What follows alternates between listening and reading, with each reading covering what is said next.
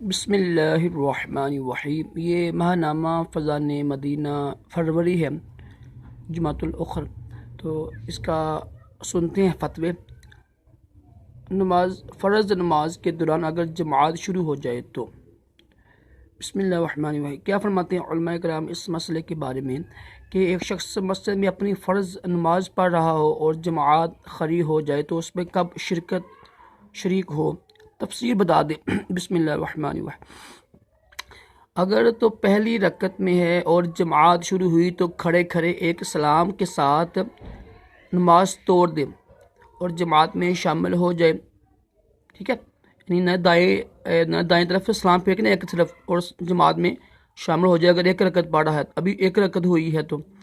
اور اگر پہلی رکعت کا سجدہ کر لیا اور جماعت شروع ہوئی تو فجر اور مغرب میں سجدوں کے بعد ایک سلام کے ساتھ نماز توڑ دے اور جماعت میں شامل ہو جائے، اور ظہر، عصر اور عشاء میں 2 رکعت مکمل کر جماعت میں شامل ہو جائے۔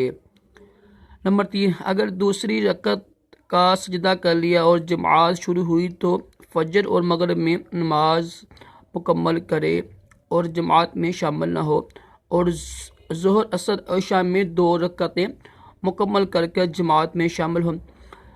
اگر تیسری رکعت میں ہے اور جماعت کھڑی ہوئی تو ظہر، عصر اور عشاء میں تو کھڑے کھڑے ایک سلام کے ساتھ نماز توڑ دی اور جماعت میں شامل ہو، اور مغرب میں نماز پڑھے تو جماعت میں شامل نہ ہو۔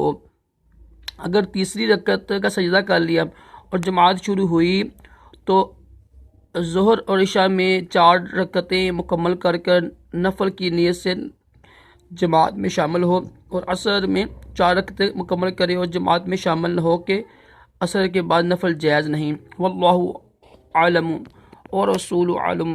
صلی اللہ علیہ وسلم۔ صلو علی الحبیب صلی اللہ علیہ وسلم۔